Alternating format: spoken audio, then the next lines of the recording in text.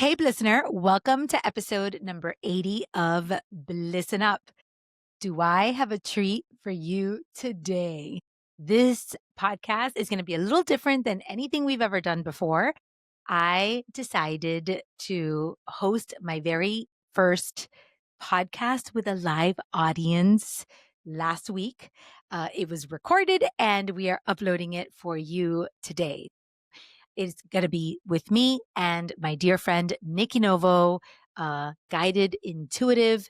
You can find her at nikkinovo.com or at Nikki Novo on Instagram.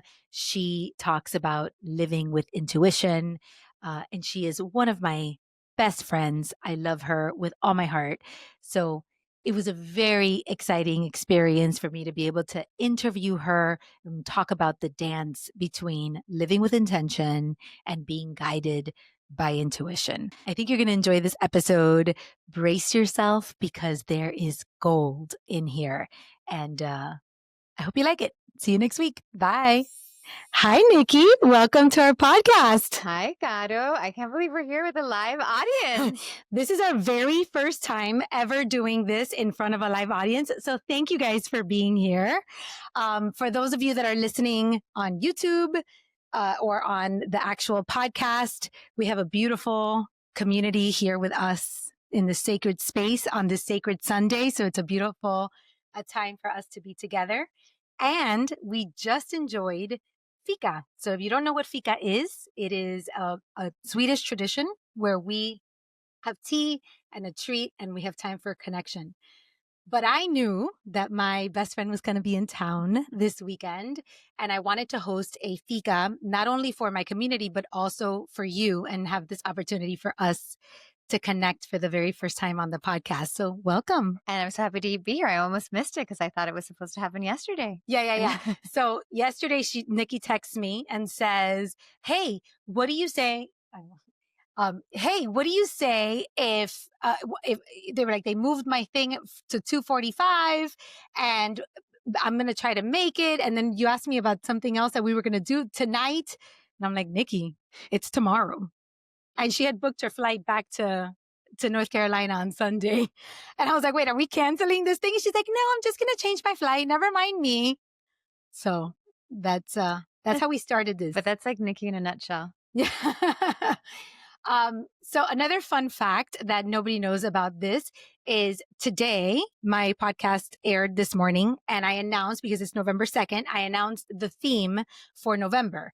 And the theme for November, for anybody who hasn't heard it yet, is N squared, which stands for now and next. We are going to be spending the month of November savoring and experiencing gratitude for what is now, how far we've come, and also preparing for what is next, preparing for that quantum leap. But funny enough, when I'm having coffee with Nikki and I said, oh, the theme for the month is N squared, her response was, oh yeah, Nikki Novo. I'm like, they've been calling me N square since I was a kid. And then I was like, it cannot be. It cannot be that you're N squared. She's like, no, Caro, they call me N squared. I had no idea that anybody ever called you N squared. It was like just like a moment in time. It didn't really stick, but it was there. But it happened. Yes, it happened. And of all themes to have thought about for November, to have thought N squared, and then have this interview scheduled for today, and the podcast was released this morning. This episode will air next week, but that episode released this morning felt very synchronistic. Caro loves synchronicities, guys. I don't know if you guys know that, but it's like one of her like most magical personality traits is that like everything is magical and special with these synchronicities. So you have to like, you got to get in the vibe. If you're not in the vibe, you're going to be like, that was like not a funny story, Caro. But then once you're in the vibe, you're like, yes, it's magic. It is magic. It is magic. So I felt that it was very synchronistic that N squared is here on N squared day. I mean, I can't make it up. I didn't do it on purpose. I didn't know. Yeah. But N squared is also really important because as I was thinking about the content of this episode, what I really wanted to get out for our audience was the dance between intention and intuition. You know, Nikki, you are a spiritual guru to a lot of people. You're quite the intuitive, and you have dedicated your life to helping people live with intuition. And I am dedicating my life to helping people live with intention. And I've always thought we dance in between that rhythm. And when I was thinking about now and next, I was thinking now is living with intention. Intention is about who you are now. How are you going to show up now? What choices are you making now?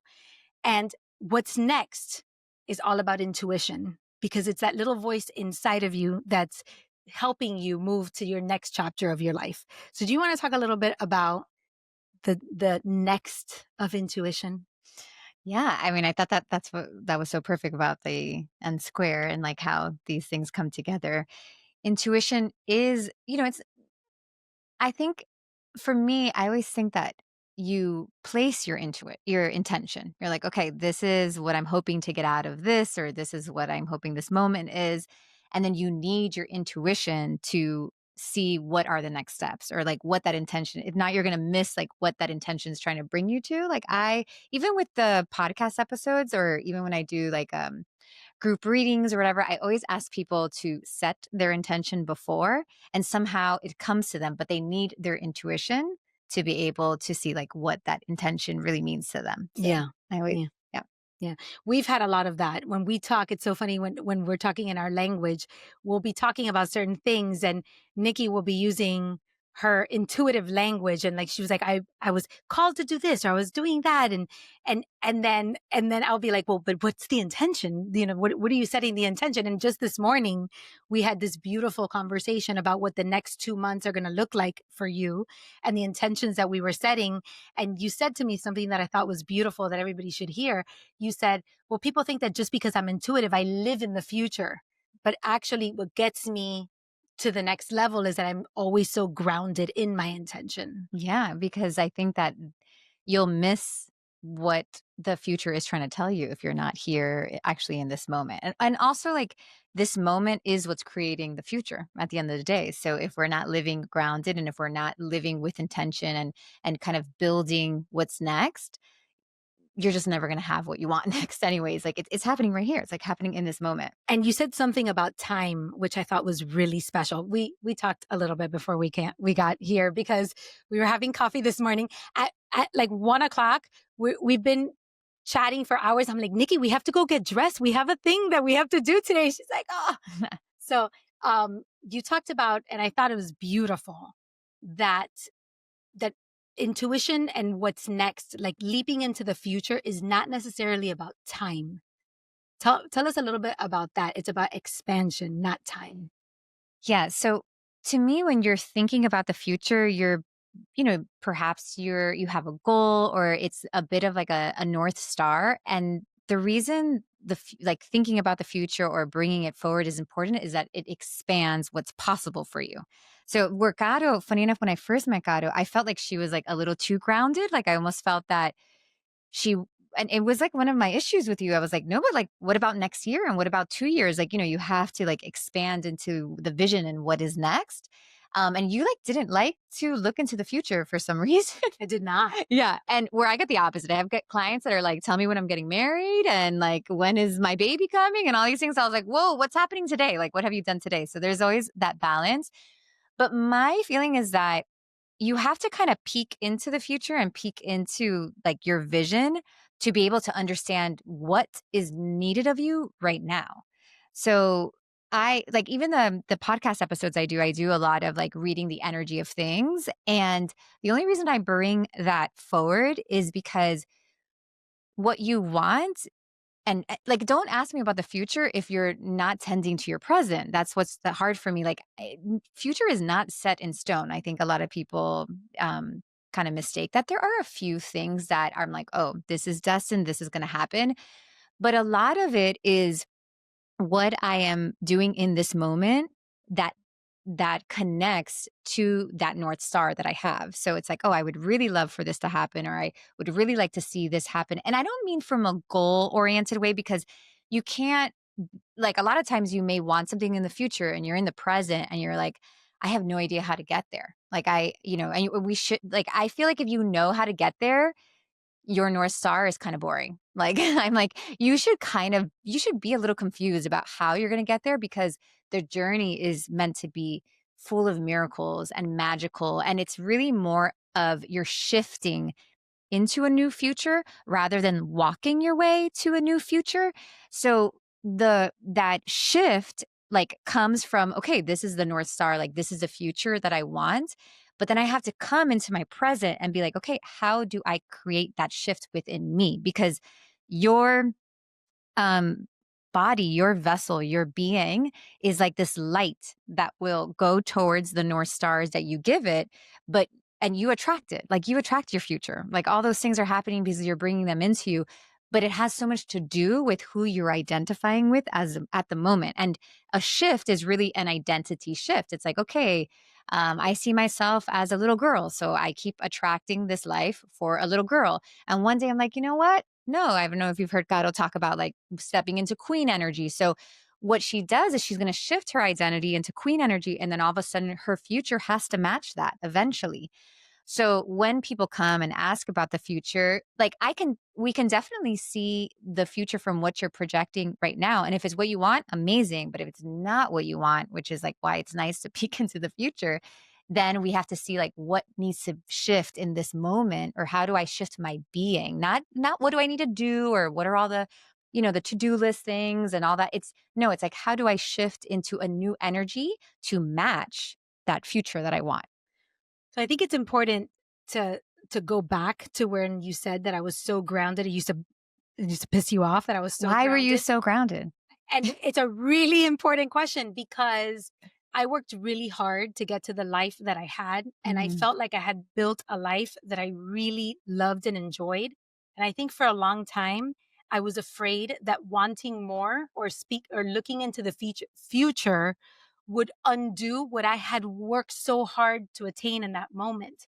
So especially when my kids were little, I was raised amongst divorced parents, between my parents have been 9 divorces, and I always longed to have a family and my kids, and then all of a sudden I had these little kids and I had my family, and I almost felt guilty, like, "How dare you want something bigger More. or more?" I remember I used to talk to my dear friend Betsy, who's a great friend of both of ours, and she's here, and I used to tell her, like, "I I love exactly where I am, and I have to figure out how do I get to a place where I could be content where I am and want more." And I thought for a long time it was either or. Like you couldn't, and also because the future felt like uncertain. What if you want something bigger and you're tricking yourself and the bigger thing that you get is actually not as good as what you have right now? So do you want to speak to the people that, cuz it's easy to look into the future when you don't like your present life. But what about when you Totally. like your present life? No, I had that same experience. When we moved from Miami to Western North Carolina, and I'm living in this house and on all this land, and my husband's healthy and my kids are healthy, same thing. Like, I'm like, oh my gosh, like, this is amazing. This is more than enough. And I train a lot of students to do readings and to be intuitive. And they always like give me my medicine back, which is really annoying. It's like, wow, I created these like Monsters. these monsters that are coming after me. And one of them called me out at some moment. They were like, you know, that there's like more for you. And I was like, I felt the same way. I was like, well, I have everything I ever wanted. Um, but I do know that because I spend so much time connecting to souls and thinking about souls and how you can live a soul-led life.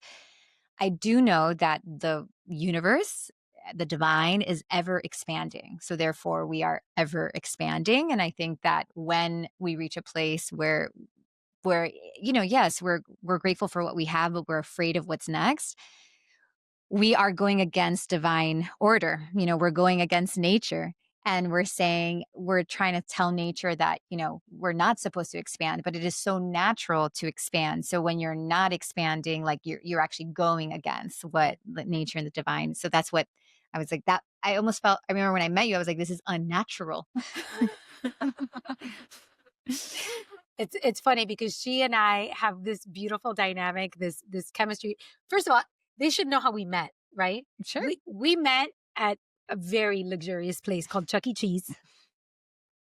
Our kids were in the same class together, and it is synchronistic, I will say.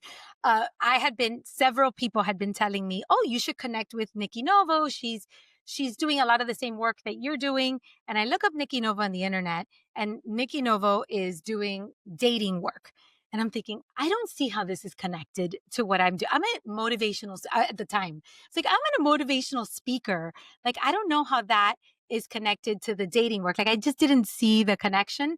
So I didn't pay much attention to it. She was judging me, guys. Let's just be honest. She was like, why does that girl have what that? And she's just doing dating stuff. I was like, I didn't see the connection. But anyway, so I didn't reach out. And then one random I wouldn't day, have responded to you, Caro. well, apparently we didn't need to respond to each other. We could have rejected it as much as we wanted to, because here we are. So one day we're at Chuck E. Cheese, and I was the treasurer of the PTO. So I was getting, I guess, the checks or whatever. And somebody says to me, oh, this is the check. And when I look at the check, they had given it to me. It was Nikki Novo. I'm like, Nikki Novo? But I knew her as Nikki Essig. She had been on the thing, but her check said Nikki Novo. I'm doing the work, and I'm at Chuck E. Cheese, but I had just collected these checks. And this girl says to me, I said, Nikki Novo, who's Nikki Novo? And she said, that's that girl right there. And when I saw you, it's like, that's the dating girl. That's the girl from the.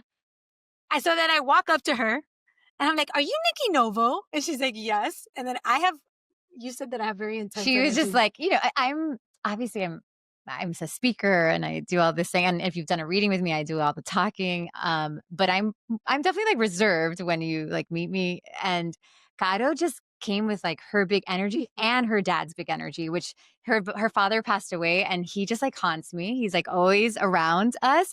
And I was like, this woman who's talking to me, I'm trying to focus on her, but she has like a dead person next to her that's also talking to me. It's not weird. It sounds weird. Yeah. And after I remember, I think like in that conversation, we established that you had a dead dad. And I don't know if it was in that conversation, but later you told me, which totally freaked me out because I did not buy into it at all. I was like, no, you don't know that my dead dad is next to me. yeah. And he was like, he's got big energy. He does have big energy. Yeah. So I remember just like being overwhelmed by Caro showing up. And then our sons have been friends. Yeah. And then we are, of all the kids in the class, our sons connected immediately and they became best friends. And then my son kept asking me, will you have a play date? Will you have a play date? So I invite Nikki over one day for a play date, and you came. And I remember you cried when we. Yeah. You want to share that story? Yeah. Which one? When you came over and you were sitting here with me and we were talking about our business, and you were like, I block out those traumatic events. I finally found. You don't remember that you're like, I finally found of somebody from my soul pod. Oh no, that like that meant something to you. Now I forgot. I'm like the bad boyfriend that forgot our anniversary. No, Caro has been instrumental to me. I remember one day we go for these walks, and the walks that I thought I was special, but then I realized she has a whole business built on taking people for walks. Actually, that business was built actually because of you. Benny used to call them walkie-talkies. When we would go on our walks, he would call them walkie-talkies. But I remember complaining about my husband, as women do, and she was like, I think he's an addict. I was like, what? And yeah, you were like, I think he's an addict. I'm like, what do you mean? Like, absolutely not. And she was actually said it that way. You did say it that way. It was like very like, oh, this is like, I think it's an addict. And I was like, oh, is this like a thing? I said, have you paid attention? Like, have you noticed that maybe there's some addiction? No, it was not like that, guys. But anyways, she was right. And I honestly think that, and Orlando talked to me about his journey, and poor Benny had no idea what was coming after that walk. I came home and I like ripped through everything, and they were both correct. And it's just weird what God does. I was like, I just don't think Benny would be sober today if we wouldn't like have walked together, and if Orlando wouldn't have talked to me. And I don't know why God does the things that like, it's like, what have our souls been doing other lifetimes that we're here? I have no idea. Yeah. I have no idea. So those were very important. So we were brought together by our children. Like it was, and you told me this. And at the time I was very personal development, stoic, very rigid, not very into the whole woo-woo feminine, divine, the language and all that kind of stuff wasn't my thing. But you were very feminine and woo woo and all and intuitive and all that kind of stuff. And for a long time, at the beginning of our friendship, we had so much to talk about. But what I was always so fascinated about was how similar we were and how aligned our beliefs were and the way that we lived our lives were.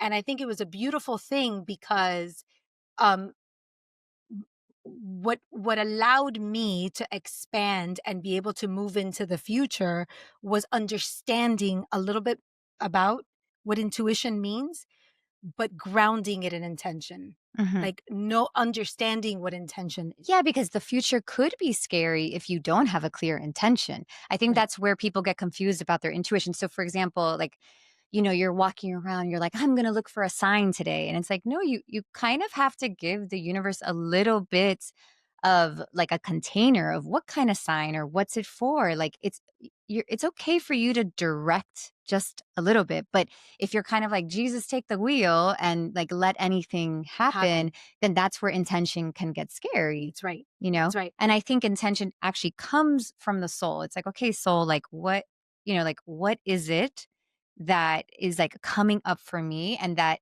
you have a framework. What's the first step of the framework? Naming it? Notice. Notice. And I just don't think you could really like notice without having your intuition, right? Because notice can come from my brain. I can be very like logical and cerebral. I'm like, well, I want it to be this. But and you can create you can create your reality from your programming, from your, the cerebral, from the mind. But I'm very much like, let's start off first here, like from the soul, from that, where some people call it the heart. But for me, it's your true self, your true soul self. And then you get that intention from there. And that's where the magic happens. Because I don't know if this has ever happened to you guys where you accidentally manifested something that like you don't even want. You're like, "Oh my gosh, like I didn't know I was that powerful. Like how did I get here?" Or sometimes, yeah, even for example, when I was in that place in my marriage, I was like, "Oh my gosh, how did I get here?" Like it's very easy at that moment to be like, "Wow, I picked the wrong person or I made the wrong decision and how did I end up here?"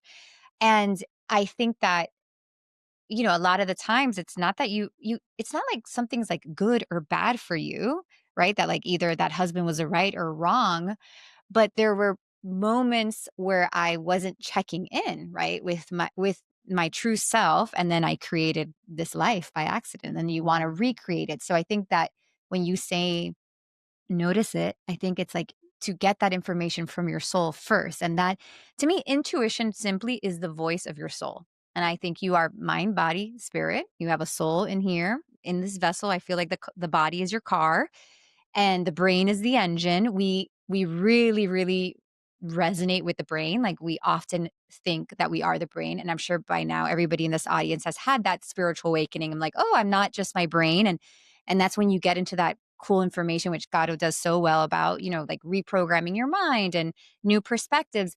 But that's secondary to the driver who is the soul. Like the soul is telling the engine, your soul is like really telling your engine what to reprogram and like what isn't, because any belief you've had has served you till now. And who's to say that the soul didn't give you that belief? But then we go into places of expansion. We're like, okay, this belief that I'm a good girl, that helped me so much, like all the way through 17. I'm so happy I had that programming.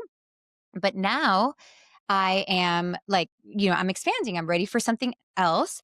And the soul's like, hey, we're expanding. Good girl belief doesn't work anymore. It's not like good girl belief was ever bad. It's just that the soul is now needs more space within this body to be itself.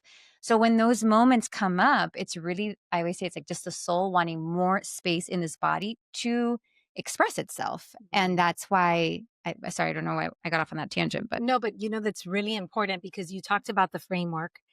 And so the framework that I teach and I coach my clients on is notice, name, and nurture. Notice what is working and what is not working.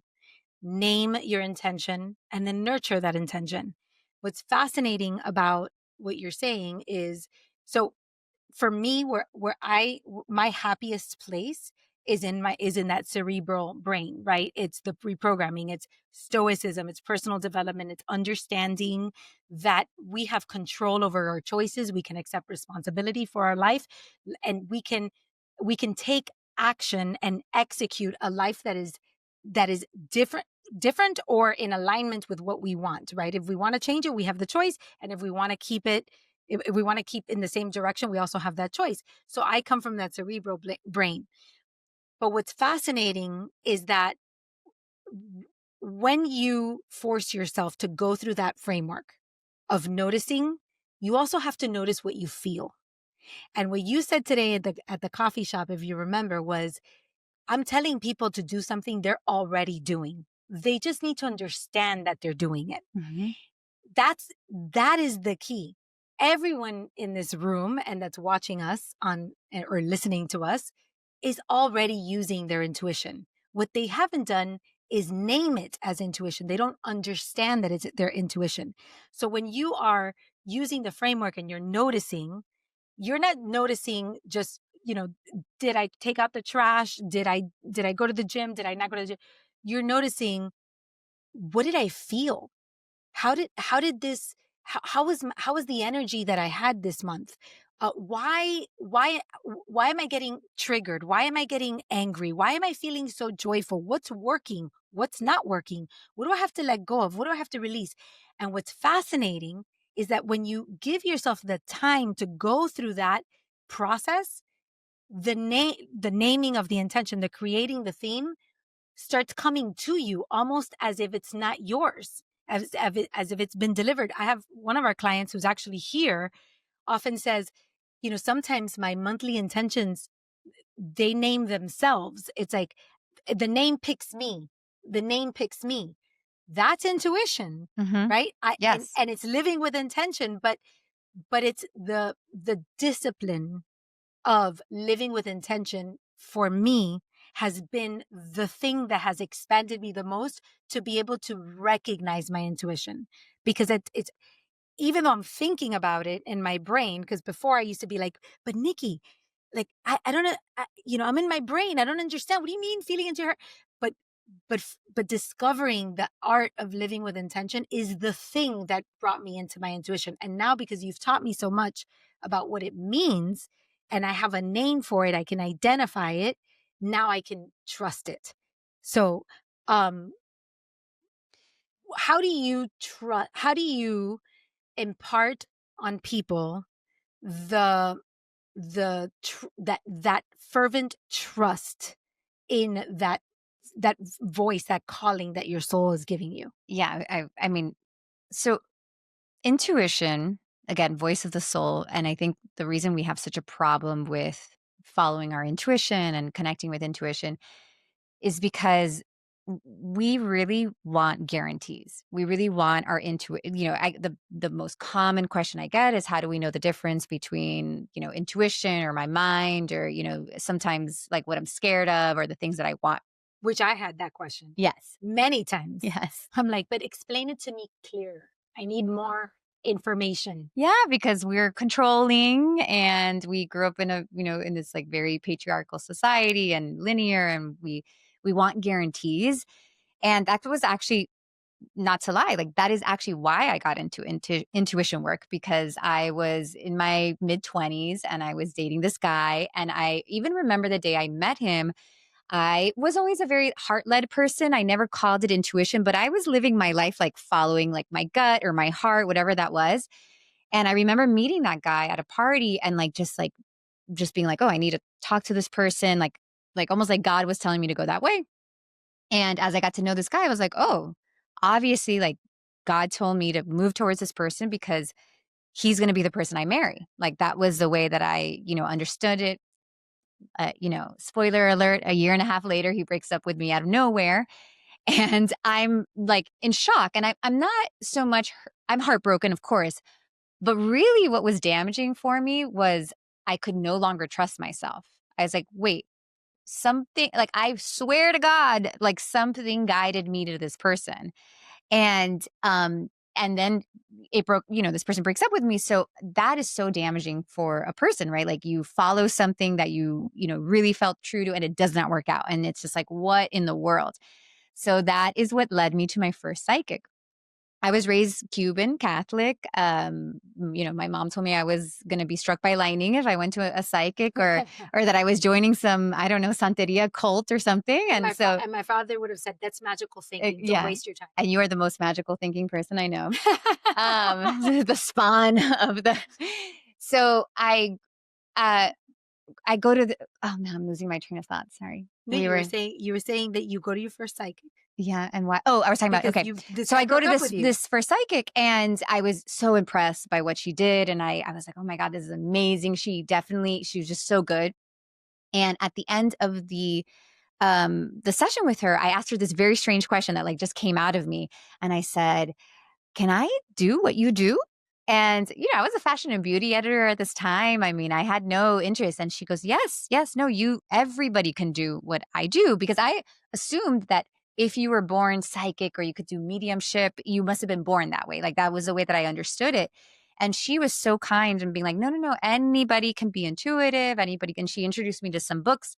And that was really the beginning of the end. But I was interested. I thought it sounded cool, but the truth is I only wanted to study intuition because I never wanted to make a mistake again. Like I was like, I am only interested in this stuff, like angels, whatever. That's what the first thing I got into was so that I can meet the right person and like not get my heart broken because I was so heartbroken by this. And I was so confused as to like why God would lead me somewhere and then take it away from me.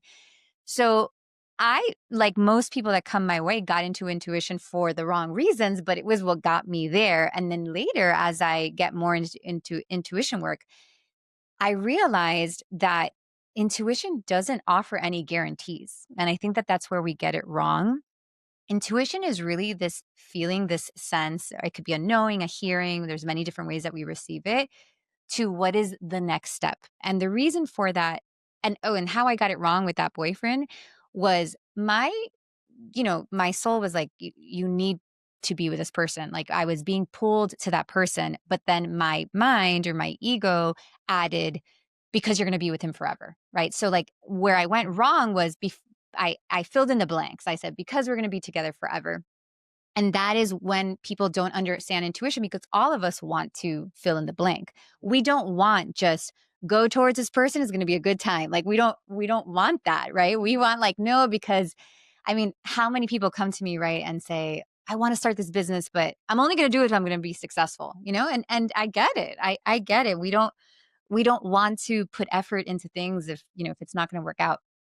So, We know a little bit about that. yeah, exactly. I was talking to one of my friends yesterday, and she needed some coaching, and she was like, I don't want to do this thing because I don't want to get it wrong anymore. So I don't want to make a mistake. And I said, well, it's kind of like saying, well, I don't want to date somebody uh, and go through 6 months of dating with that person because what if I find out he's not the one? I'm like, well, then just commit to being single. Like Right. commit to not getting this thing. Oh, but I want that thing. Exactly. Exactly. And, going back to unnatural, right? The reason why you can't make these like crazy solid predictions from intuition is because what we said in the beginning, the universe is ever expanding, right? Nature is ever expanding. So things are shifting and changing in real time. The best way I can explain is like, when let's say you're going to take a long car ride from here, we're in Miami, we're going to drive to North Carolina. I think it's like 14 hours a drive or something. Um, and maybe right now it might tell me 14 hours, but as 3 hours in, it might start to tell me 15 hours. And because there's an accident that happens and there's these shifts that happen in the moment. So that's the same way when you're thinking about prediction, like you just can't always predict because the world is ever evolving. So what intuition is doing is, and also the soul part of you is a much higher perspective, and kind of the same way that we don't tell our kids like every single detail, we're just like, just trust me. Like, please just trust me. We don't give them all the information because they can't handle all the information. So all we're saying at first is like, the intuition is just like, let's go here. Let's go to this moment. And that's the soul, the divine part of you trying to tell you where to go next. And it's going to give you little, chunks and pieces, but it's not always going to give you all this guarantee.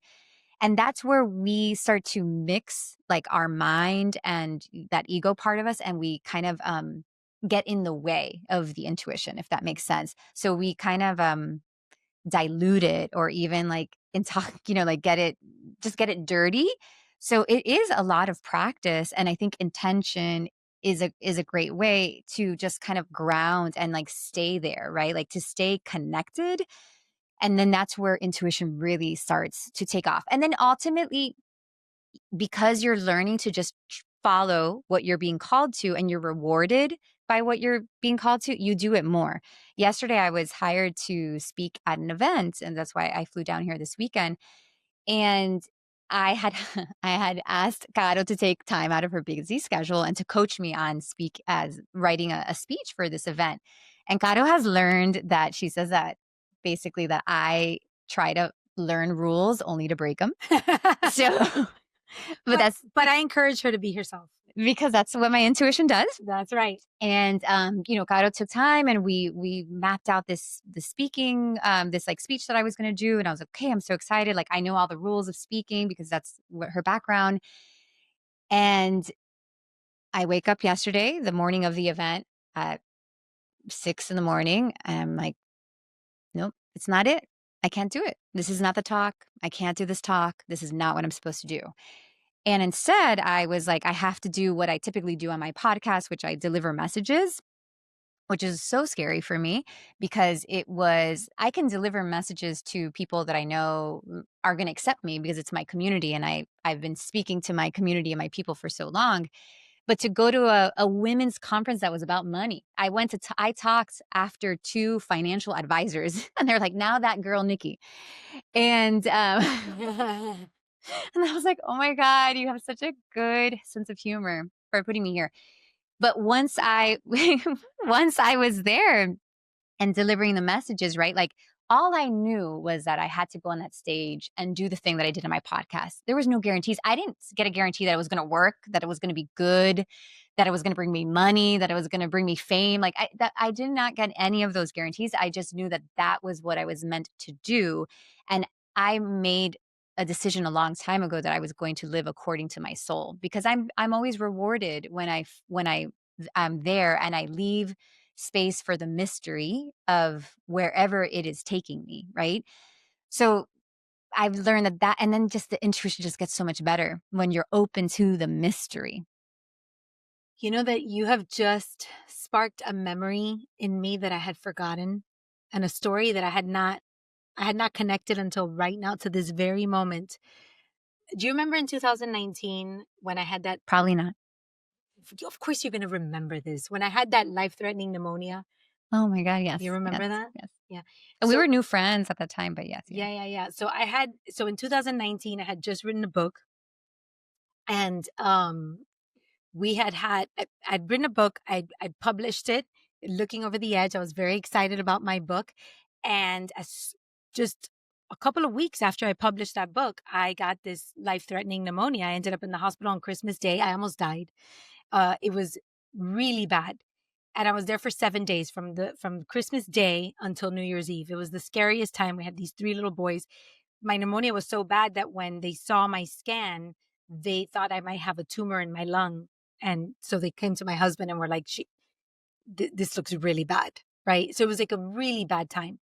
And when I had that pneumonia, it stopped me in my tracks, because I did not recover for about 6 months, that I wasn't really myself. I mean, I was a runner. I was, I was very active. I was very fit.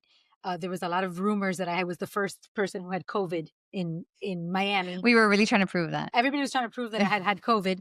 And I was so sick, but it required that I was home, just existing.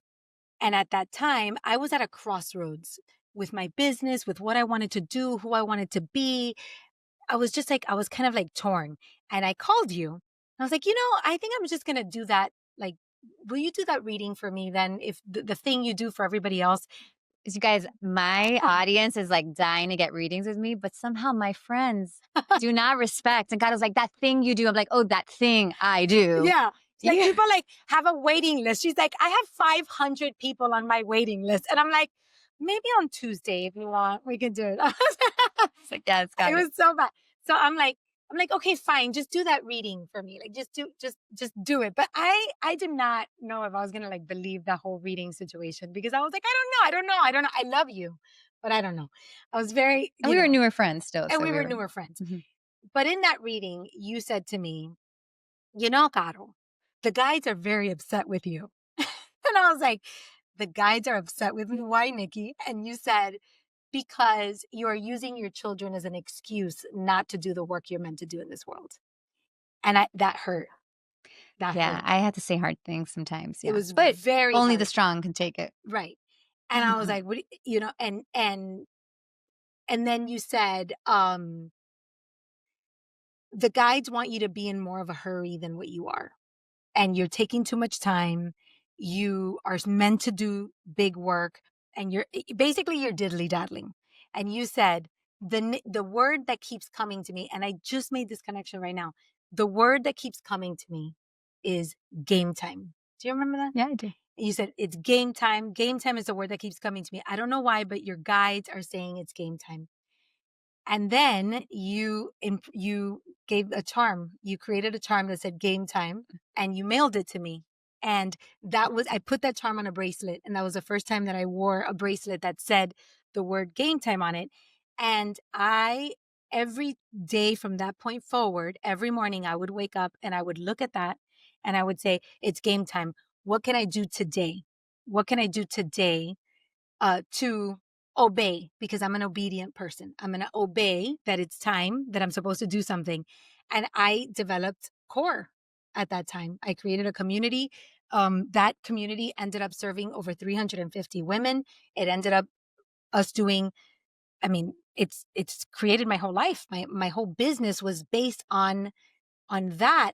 And I just noticed right now that you noticed for me what was not working. You named it for me, and I chose to nurture that intention. And here we are today as a result of it, with helping hundreds and hundreds and hundreds of people live with intention. And it started with game time, and I just didn't even remember until this podcast to this moment. So happy I made that bracelet. I didn't remember, but Garo's such a good friend, and sometimes like I'm not into the details. I'm like, yes, pass, Nikki. You did a good job. That was a good friend.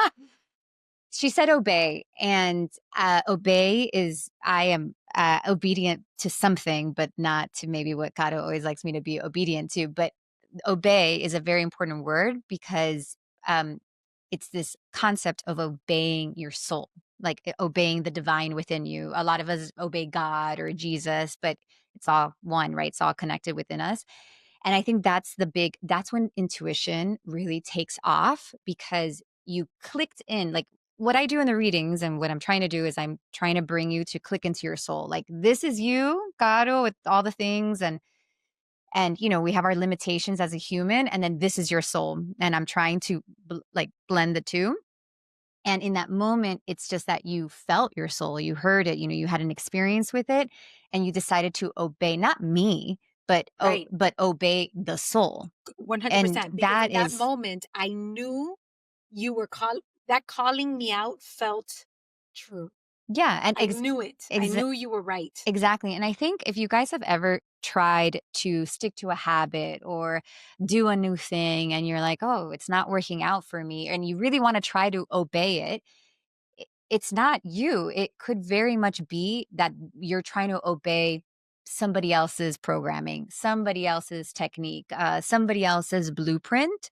And instead, when you really have that moment with your soul and you get the message from the soul, it is easier to obey it. It might be scary. You might be scared often and all those kind of things, but that's like I always say, like people that are like, oh, I don't stick to anything or I haven't followed through on anything. And I'm like, perhaps it's not you. Perhaps that where that information is coming from, like what you think you need to do, even if it sounds so heart led and all these kind of things, it might not be coming from your soul self.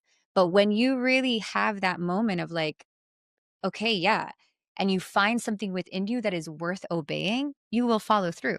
Yeah. Well, and you often talk about being brave Mhm. and having courage. So when you know that something has clicked in your soul, when you know that that is where living with intention is so important, because you have to be brave enough to nurture that path, even if you don't know what's on the other side. Exactly. That's hard. And after a while, when you're brave and you follow your soul, you're rewarded so many times that you Because you start to see all the synchronicities, Nikki, which we come back to n squared. You see the synchronicities. yes. Yes. Will you admit to them that it does change your life, the Yes, synchronicities? yes. It's well, I think I am like moving so quickly often, but Gato, her synchronicity, I think is like more about like celebrating. You're like, well, let's celebrate this little moment. I'm like, no, no, let's go on to the next thing. No, I So always have to bring her back. That's where the groundedness, right? That's where the coaching comes in. I have a framework that I call DARE, and we'll end on this because we're going to take some questions. But I have a framework that I call DARE, and DARE is desire, dream, right? What is your desire or your dream? Take aligned action towards that desire, that dream.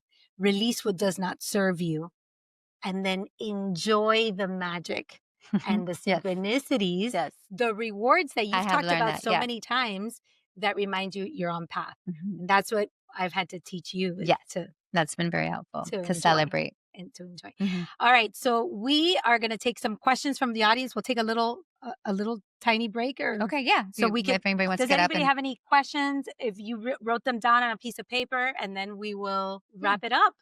How do you discern ego versus intuition? So it definitely takes some practice. There's a few things that you can look out for. I always say that intuition will not scream over the other voices that are coming through to you. So sometimes maybe you hear your mom's voice, maybe you hear your partner's voice, or you hear the anxious voice within you. Like all these, ego to me are really all these voices that are just trying to protect us. And then intuition is really scary to the ego and to the protectors, because intuition makes you leave your job, leave your husband, do all these weird things, Not that necessarily. no, I did. Neither of us had to leave our husbands, but, or stay. Mine was actually, I wanted to leave my husband, and my intuition was like, you're staying with your husband. This is what you're going to do. You're going to go even deeper. So, and that's the funny thing too. I think a lot of people think intuition is rainbows and butterflies, or it is the easier path. Or it's burning the boats. Yeah, or if it's burning the boats. And I remember when I was having that hard time with my husband and realizing that we got this addiction in front of us, and I felt so betrayed and all these things. And I'm a big hearer. A lot of my intuition comes from, I can hear it. Most people feel. We've done a lot of surveys, and most people feel their intuition. I hear, I see also a little bit, but I was always afraid of seeing. So I don't like seeing a ton, but I hear a ton. And when I was going through that process, all I kept hearing was through sickness and through health. Like that was all my intuition was saying. And I understood that the divine was trying to tell me that my husband was sick and that I'm not going to leave him. If he had cancer, I wasn't going to leave him. So what my impulse wanted to do in that moment was to leave. And some people think their impulse is their intuition. And that's where it gets really messy. But honestly, leaving him would have been the easier thing. And actually, the harder thing was to stay. Where some people, it's the reverse. I work with people that the harder thing is to leave, and that's where that they're going to get the most expansion. So typically, intuition is the soul trying to get the most expansion in that moment. Like, where are we really going to get the most bang for our buck? And it's typically like where the soul is taking it. So it's never black and white. That's why I love intuition. That's why I love energy work, because I learned that divorce is neither good nor bad. It is really where's the most expansion for the soul, right? And there's so many other things that I've seen in my practice that have taught me that.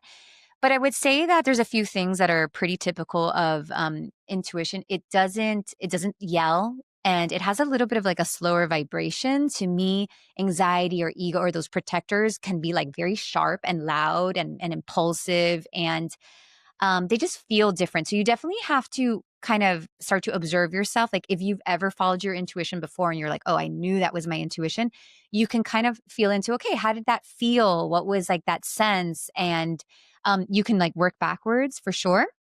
I would definitely look out for space because your intuition, especially if you haven't been following your intuition for a long time, you're going to need regular space, like, which that means getting out of your regular rhythms, right? Like, we love to stay busy so that we don't hear ourselves because when you actually slow down and hear yourself, it's going to take you somewhere that you're afraid to go to. So you keep yourself super Busy. busy, you know? So you need space for it and feel into the rhythm of it. Now, intuition can tell you something scary and it can also tell you great things. And that's the other thing that people are like, oh, well, I don't want it to tell me scary things, or is it only going to tell me great things? And it's like, no, it's like a wise part of you. So of course there's going to be some things that are hard to hear, like through sickness and through health. And then there's going to be some really exciting things like, oh my gosh, I see you on stages, like it's happening. I see it, right? It's going to give you both messages. So you can't assume, and put your projections on what it is. It is, again, it's looking for the greatest expansion and it has like a wise feeling to it. That's a it's a great segue, and I wanna ask this question because you're onto it. So how do you discern between the voice of the mind and that of intuition? Which is pretty the same as ego, but the mind doesn't feel as much ego. The mind feels more like cerebral versus Yeah. your So intuition the and your soul. mind, so okay, energy flows. We have seven energy chakras. We have more than seven, but we have these main seven ones. And if anybody has studied Reiki or you've gone to a yoga or you've seen the centers, so our energy actually flows from down up. And I always think like to me, my soul sits right here, like in my heart center. The heart is definitely the middle of all these energy centers. And our energy is supposed to flow up and then out. So the mind is there to help us. Obviously, like the mind drives this bus, so we never want to say it's a bad thing, but it has to be like, okay, soul, like weird, feeling whatever, and then okay, how can my mind support that? But sometimes what we do is mind like, all the to-do lists and the structures and da da da, and then we try to fit our soul into that structure that's already there. And that's where we get it wrong a little bit. So be careful with a ton of guarantees. Like when you're like, oh, I have, all these guarantees, I would be a little skeptical of that because the soul never really gives a ton of guarantees. And the guarantees may be coming from more of that mind kind of structure. And it's especially, I know a lot of us here have businesses. I think we see this a lot because, in order to run your business, you have to be strategic and there's a lot of strategy and you need guarantees in a way when you're doing these you need to like point A and point Z to be able to move forward. But you always, and it's okay to have that. Like if you do get guarantees, it's okay, but you need to be like, well, for now, this is kind of what I see. These are the steps I see. I'm open to mystery. Like, soul, if you need me to move a little bit, let me know, but I'm going to move forward on these steps. Like I'm going to take these steps. Like this is what I know to do.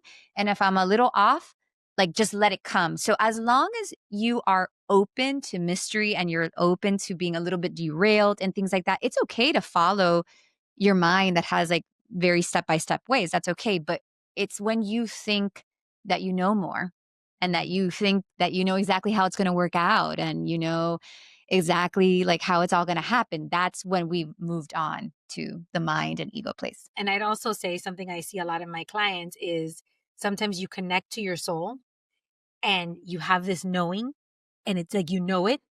And then 5 minutes later, your mind takes over. Yeah. And then your mind starts to tell you all the reasons why it's not going to work, why you're going to fail, why you have to be careful, why you're in trouble, why you're in danger. And then you want to ignore the soul because you're like, I can't afford the pain if my mind is right. So maybe I should just not do anything at all. I stay paralyzed. Yeah, I mean, I think those moments are so important when those moments come and they hit you and you really had like an intuitive moment. And that's so typical that, of course, like after you take steps, you start freaking out. It's important to take yourself back to that moment, to remember that moment. And you really want the mind, you almost like want to give the mind something to do. You know, you have to be like, okay, mind, I know you're freaking out. I know you're a little scared. Like, we've never done this before. We've never let like the wild woman, the wild, wise woman within you to take the lead. So we're definitely freaking out. But instead, I would like you to think of all the ways that this could work out. Like, that would be a better use of your gift, right? Like, the mind has a gift, it has a talent, it can figure things out. But let's give it something to do as opposed to letting it run wild. And when it shows you those things, it's just showing you what's holding you back. It's just showing you what you're up against. Like, it's like, that only comes up to show you these are the things you're up against. You're trying to move toward that thing that, you just got that intuitive ping for. But before you go there, you have to see all your obstacles. So it's the mind just showing you, like, these are all my programming. Like, these are all the reasons why I don't think it's possible. And we really have to be able to observe that and be like, oh, okay, cool. Like, I see how that limitation has helped me so much throughout life. Now I'm trying to expand beyond that. And I need the mind's support to help me expand beyond that. And I think that's where nurturing comes in, right? You go back to that intention that you've set and you nurture. What can I do now? What can I do now? What am I grateful for now? What is working now? How do I savor the now and prepare for the next? Mhm. Like, get ready for the next. Okay, one more question and then we're done, everybody. So this one is currently transitioning from hardcore corporate person to holistic intuitive work. Any guidance? What got you to where you are is not going to get you where you're going. It's hard because you were work that choice to take that, to climb that corporate ladder was a great choice at the time. Those are our survival choices. We're really trying to make sure that we can survive and that, we're going to be um, supported and all those things. But then we're in a place where we're really expanding and that we're not interested in just surviving anymore. We're really looking to love our lives, expand our lives. We're starting to realize that that's possible, and that is our role in the lineage. It obviously survival was what our parents gave us, which we're also grateful for. Like, they established survival, and the people before us established that. But we're in a place now where we get to go beyond that. Even talk of AI, everybody's like freaking out, but it's like, what if AI takes the things that, like, we don't want to do and we get to do more, right? So when you're leaving corporate to do your own thing, you do need to use a new part of yourself. You're going to have to use more of that feminine part. You're going to have to use more of your heart. And then which is so cool, is that you have a corporate background. So you'll be able to use the strategies and the things that you know, but you don't lead from there. And you don't lead from trying to survive. Instead, if you're like, well, if it's true that I can create anything that I want, that I can make, any sort of money that I want to make, then let's do it in a way that I want to. So definitely coming from a place where you're designing a fun environment for yourself rather than, making a little bit more of what you just came from. So And I'll say to that, that you are always in training for something bigger. So where you came from, sometimes we look at the past and we look at the things we've done and we're like, if I had just studied marketing, I wouldn't be in this position, or if I had just had parents who were, into yoga, then I wouldn't have been in this position. Like, people get mad at the training that got them to where they were going. But actually, that is a gift to go to the next phase of your life. So if you're going from corporate or from anything, I mean, I went from lawyer to life coach, and being a lawyer required some skills and specific skills. And for a long time, I was like, man, you know, I should have, for a little while, I was like, I should have just become a motivational speaker from the beginning. Like, I always had the ability to do it. Why didn't I go earlier? Why did I waste all this time becoming a lawyer? And then looking back, if I don't become a lawyer, I don't meet my husband. I don't. I started a real estate business because I was a lawyer. I learned how to ask really good questions because I was a lawyer. And I learned the skill that was most important to me, which was there is no black and white, there is always gray. And I can see the gray in an otherwise black and white situation like no one else. And I see it because I had a legal background. So what I would say to the person that's leaving corporate is there are gifts for you in that business. What led you there? has been training you to be the kind of intuitive, holistic person now that somebody needs. That if you had been like that from the beginning, you would not be able to support the people you're going to support because you came from corporate. So, what you have done up until now is a gift, and it is training you for a bigger version of yourself. And there's magic in all of it. Yeah. And I guess if you're asking like the business aspect of it as well, like how this business works, because yeah, I'm very proud of like doing the work that I do. And one of my proudest moments was when I, a couple of years ago, gave my dad my, what's your accounting gives you your taxes at the end of the year and it shows you how much you made. And I was Mhm. like, I just like slipped it via text to my dad, like PDF. And he's like, "Are you making more money than doctors?" I'm like, "Yes, I am. I'm the only non-doctor in my family."